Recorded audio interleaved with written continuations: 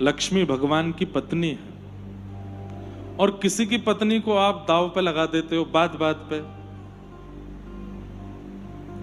मान लीजिए किसी की पत्नी का नाम है लक्ष्मी, और आप कोई बात की शर्त अपने मित्र से कर रहे हो और उससे कह रहे हो हाँ भाई ये काम हो गया, वो नहीं हुआ तो देख लगा दें इसको लक्ष्मी को।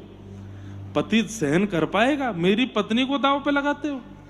तो बस उसी पर्सपेक्टिव से विचार करके देखो कि जब आप लक्ष्मी को दांव पर लगाते हैं तो नारायण कितने क्रोधित होते होंगे उस समय। आप धन को दांव पर लगाते हैं तो एक प्रकार से नारायण की पत्नी है और नारायण क्रुद्ध होते हैं, और नारायण जब क्रोध में आते हैं तो आपकी सारी सदगति दुर्गति में बदल जाती है। इसलिए द्यूतम, जुआ नहीं खेलना चाहिए। तो कलयुग का पहला स्थान क्या है? द्यूतम। कलयुग का दूसरा स्थान क्या है? पानम।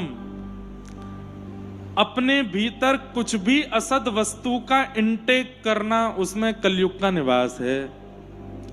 उसमें मदिरा पान भी आता है, उसमें मांस भक्षण भी आता है, उसमें अंडे का सेवन भी आता है, उसमें तंबाकू का सेवन भी आता है, उसमें नशीले पदार्थों का सेवन भी आता है। मतलब हर वो तामसिक वस्तु जो आपकी मन बुद्धि को विचलित कर देती हो, अस्थिर कर देती हो, स्थिर नहीं अस्थिर, उसको सेवन करना, उससे कलयुग, उसमें कलयुग का निवास है।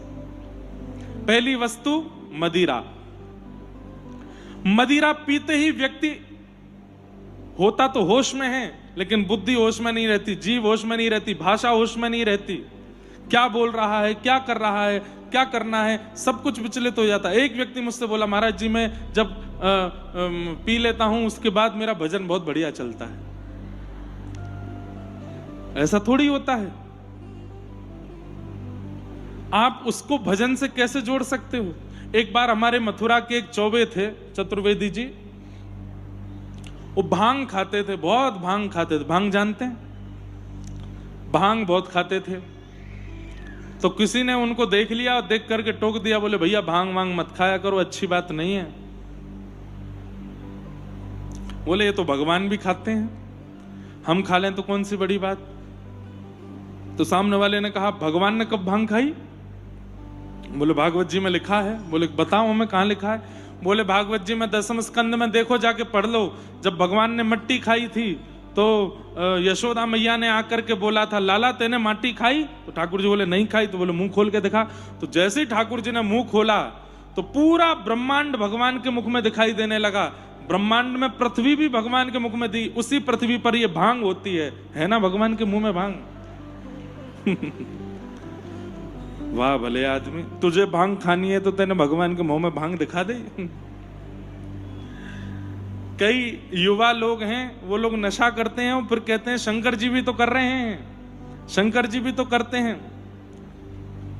ऐसे भगवान का नाम लेकर के नशा पत्ती करने वाले लोग, शंकर जी त्रिशूल पहना रहे हैं अपना, बोले जल्दी तू बेटा आ तो सही किसी दिन मेरे पास।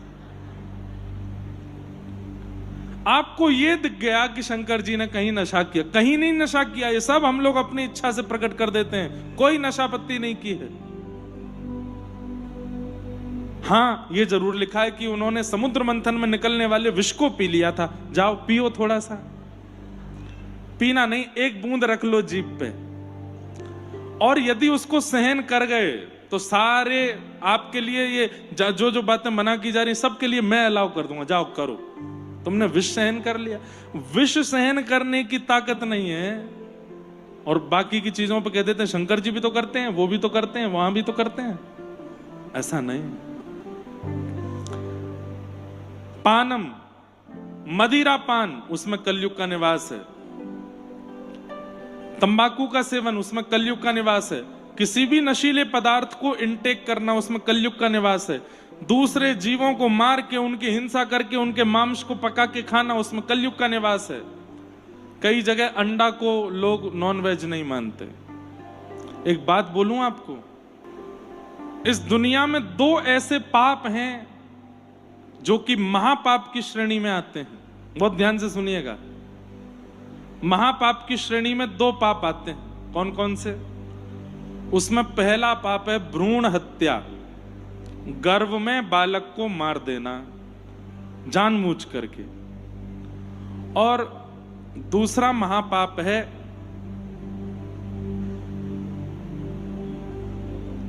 किसी के प्रति कृतज्ञता ज्ञापन ना करना, मतलब किसी ने आपके बुरे वक्त में सहायता की हो और आपका सही समय आने पर उसी व्यक्ति से आपने नाते तोड़ दिए हों, यह भी एक महापाप है। तो भ्रूण हत्या महापाप है, और जो अंडा खाते हैं लोग वो भ्रूण हत्या है। अरे जीवित को मार करके खा रहे हैं, उसका मांस खा रहे हैं, ये तो पाप है ही। लेकिन जिस बालक ने जन्म नहीं लिया है, जो अपनी मातृ गर्भ से निकल के बस पनप रहा है, उस अर्ध स्थिति में आपने उसको पका लिया और खा गए, और बोलते हैं ये तो है ही नहीं, उसका मांस तो बन ही नहीं पाया था, उसमें प्राण तो आ ही नहीं पाए थे। वो सूक्ष्म जीव है, उसको कैसे मार सकते हैं आप? ये भी महापाप है। तो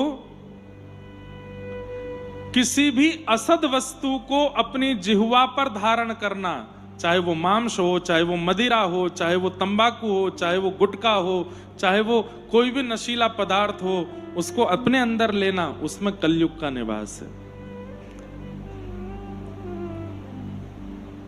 द्यूतम पानम। तीसरा आता है पर स्त्री और पर पुरुष के तरफ मन लगाना।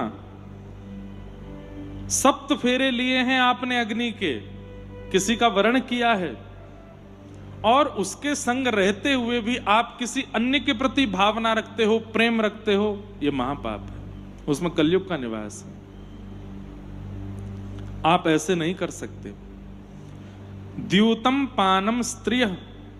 और चौथा कलयुग का निवास स्थान बताया सूना, यानी कि हिंसा, कलेश करना, लड़ाई करना, झगड़े करना, मारपीट करना, छोटी छोटी बातों पर लड़ने पहुंच जाना, छोटी छोटी बात पर उत्तेजित होकर के और लड़ने लग जाना, ये सब कलयुग का निवास है। एक सासू मां नाराज घूम रही थी, क्यों? वो तुमने दाल बनाई थी लेकिन उसमें नमक नहीं डाला था। दूसरे दिन बहू ने बहुत बढ़िया दाल बना दी, सासू मां को दी, तो सासू मां ने खा के फिर डांटना शुरू किया, गुस्सा करना शुरू किया। क्या हुआ मां, आज दाल अच्छी नहीं बहुत अच्छी बनी है, नमक ठीक है? बोले बिल्कुल ठीक है, मिर्च वगैरह सब ठीक है, फिर गुस्सा क्यों? बोले तू जब अच्छा बना सकती थी तो कल क्यों नहीं बनाया था? ये कलयुग का निवास है। जबरदस्ती, ये कोई बात है? लड़ने का कोई विषय है?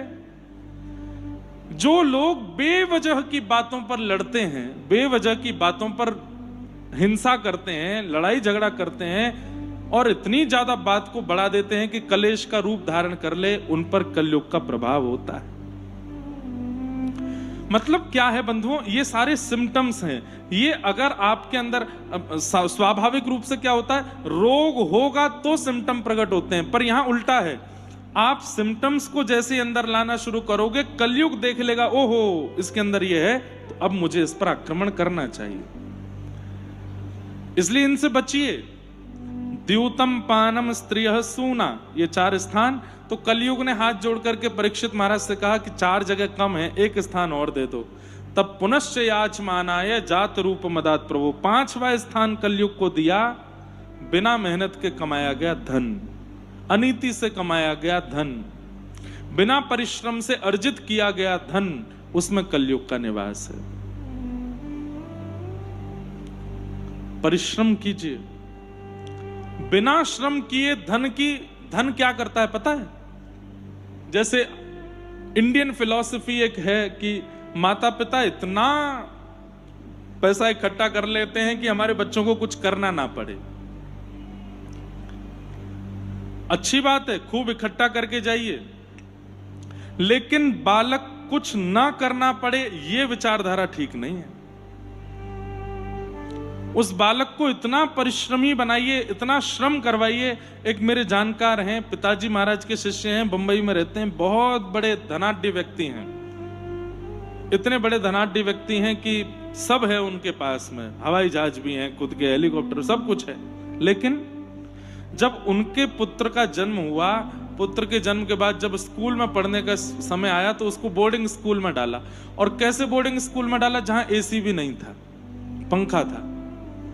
इतने धनवान परिवार के लोग, पंखे वाले बोर्डिंग स्कूल में डाला। उसके बाद उस बालक का 12 वर्ष की अवस्था में जनेऊ संस्कार कराया गया, मुंडन करवा के चौड़ी चोटी रखवाई। कुछ दिन के लिए उसको हिमालय पर भेज दिया, संतों के आश्रमों में रहने की आज्ञा दी। उसका नाम, उसका पता सब बदलवा दिया, आधार कार्ड, किसी को पता ना चले किनका बेटा है। काशी में रहा, हिमालय में रहा, उत्तराखंड में रहा, ऐसे उस बालक का निर्माण किया।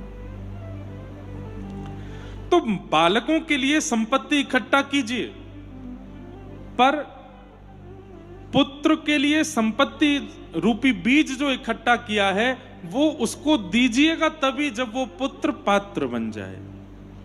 आजकल माता पिता भी अपने कार्यों से थोड़े पीछे हट रहे हैं, पुत्र तो दे देते हैं संसार को, पर उसको पात्र नहीं बना पाते। बिना मेहनत के कमाया गया धन नाश करता है, और ये हम सब देख रहे हैं। जिस घर के माता पिता खूब धन कमा के बच्चों के लिए इकट्ठा कर जाते हैं, बच्चे क्या कर रहे हैं सबको दिख रहा है, उसका नाश करते हैं। अरे औरों की छोड़ो, आप कहोगे महाराज जी दुनिया पे दोष मढ़ रहे हो। भगवान श्री कृष्ण स्वर्ण की नगरी द्वारिका निर्माण कर दी,